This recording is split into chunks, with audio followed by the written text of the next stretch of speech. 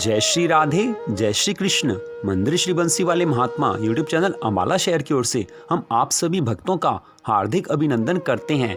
आज हम आपको सुनाने जा रहे हैं भगवान शिव द्वारा माता पार्वती जी को जो भगवान शालिग्राम जी की कथा सुनाई गई थी, उसी सुंदर कथा का वर्णन आज हम आपको सुनाने जा रहे हैं।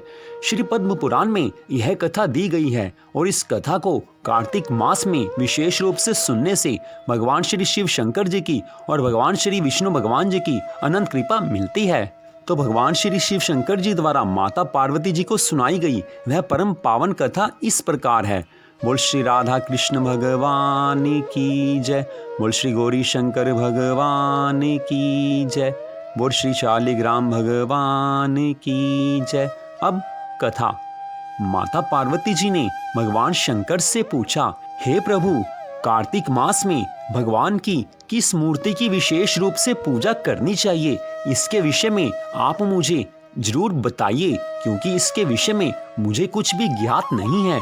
महादेव जी बोले, हे देवी, जिस घर में शालिग्राम शिला की कल्याणमयी मूर्ति सदा विराजमान रहती है, उस घर को वेदों में सब तीर्थों से श्रेष्ठ बताया गया है। हे पार्वती, ब्राह्मणों को 5, क्षत्रियों को 4, वैश्यों को 3 और शूद्रों को एक ही शालिग्राम मूर्ति का यत्न पूर्वक पूजन करना चाहिए। ऐसा करने से वे इस लोक में समस्त भोगों का उपभोग करके अंत में भगवान विष्णु के सनातन धाम को जाते हैं।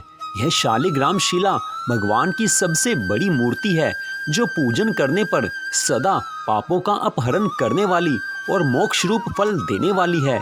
जहाँ शालिग्राम शिला विराजती है, वहाँ गंगा, यमुना, गोदावरी और सरस्वती सभी तीर्थ निवास करते हैं। इसमें तनिक भी संदेह नहीं है। अतः मुक्ति की इच्छा रखने वाले पुरुषों को इसका भली भांति पूजन करना चाहिए।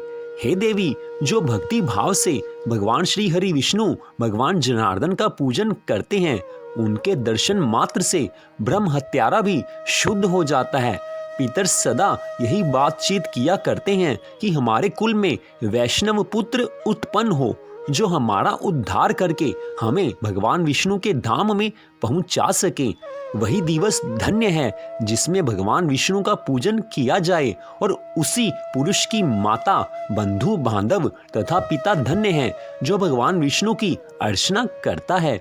जो लोग भगवान विष्णु की भक्ति में तत्पर रहते हैं, उन सबको परम धन्य समझना चाहिए, क्योंकि भगवान विष्णु की भक्ति से सब कुछ मिलता है। वैष्णव पुरुषों के दर्शन मात्र से जितने भी उपपातक और महापातक हैं, अर्थात जितने भी पाप हैं, उन सब का नाश हो जाता है।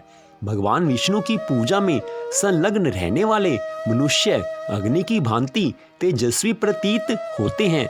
वे मेघों के आवरण से उन्मुक्त चंद्रमा की भांति सब पापों से मुक्त हो जाते हैं। वैष्णवों के पूजन से बड़े बड़े पाप भी नष्ट हो जाते हैं।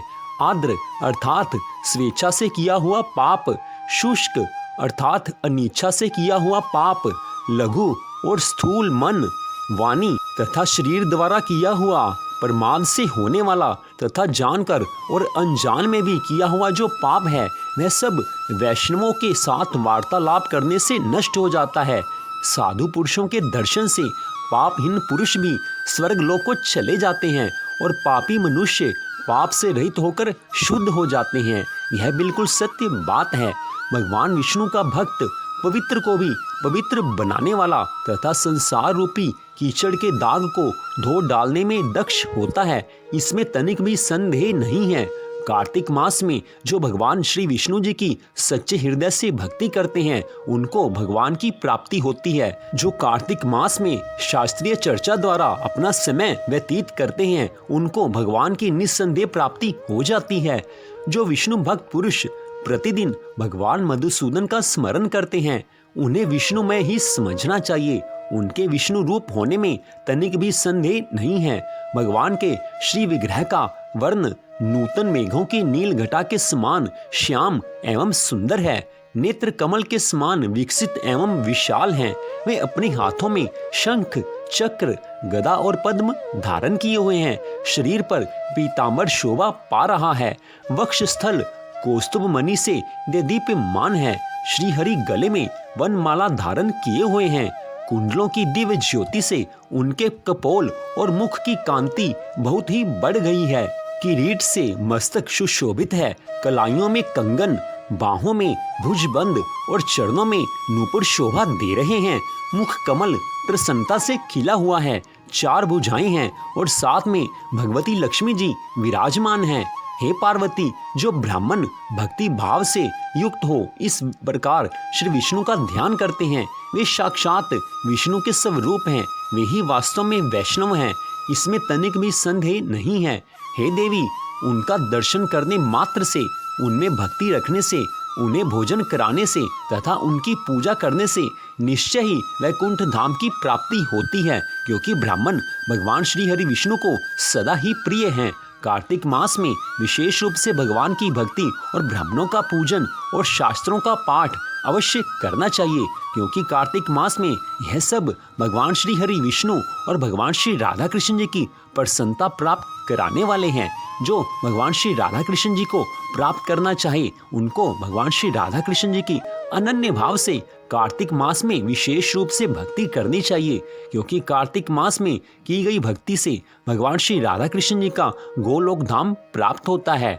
और जो कार्तिक मास में प्रतिदिन भगवान की सच्चे हृदय से भक्ति करते हैं, भगवान के नामों का जाप करते हैं, उनको भगवान इस जीवन में सब कुछ देते हैं, लेकिन इस मनुष्य जीवन के बाद उनको भगवान के धाम की भी प्राप्ति हो जाती है।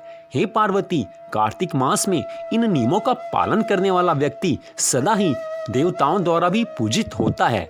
तो इस प्रकार श्री पद्म पुराण में से हमने आपको यह कथा सुनाई कि जिसमें भगवान शंकर माता पार्वती जी से शालिग्राम शिला और भगवान श्री विष्णु जी की भक्ति के बारे में चर्चा कर रहे हैं। इस कथा को सुनने मात्र से भगवान की अनंत कृपा मिलती है और भगवान के चरणों में स्थान मिलता है। तो मंदिर श्री बंसी वाले महात्मा यूट्यूब चैनल अम्बाला शहर की ओर से आप इस कथा को सुन रहे थे, आप सबका हार्दिक धन्यवाद।